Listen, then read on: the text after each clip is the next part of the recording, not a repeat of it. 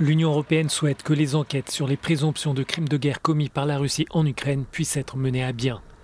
Pour cela, la Commission européenne propose de changer le mandat d'Eurojust. Cette modification permettra à l'Agence européenne de coopération judiciaire de conserver et analyser les preuves qu'il s'agisse de vidéos, d'enregistrements audio ou d'images satellites. Alors Eurojust d'abord parce que c'est l'endroit où on peut vraiment coordonner l'action de tous les États membres à travers des procureurs présents pour chaque État membre dans Eurojust, mais aussi avec des partenaires extérieurs comme l'Ukraine qui est autour de la table avec Eurojust. Ces éléments pourront être partagés avec les autorités nationales et transnationales compétentes, comme la Cour pénale internationale, qui estime d'ailleurs qu'un changement de méthode est nécessaire.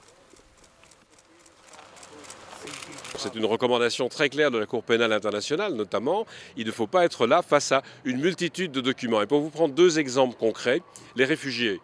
Il faut essayer de ne les interroger qu'une seule fois. Il ne faut pas demander à des victimes de répéter sans arrêt devant des personnes différentes ce qu'elles ont vécu. Donc on doit pouvoir enregistrer par vidéo et verser ça dans le stock de preuves que nous aurons au sein d'Eurojust. Et puis un sujet qui nous préoccupe beaucoup, ce sont toutes les violences à l'égard des femmes et des enfants, et en particulier les violences sexuelles.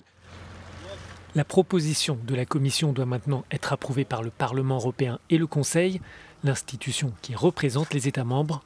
Une fois adoptée, l'équipe d'Eurojust pourra rejoindre les enquêtes menées par 11 pays membres et par le procureur général ukrainien. L'objectif est aussi de pouvoir conserver en sécurité les preuves collectées.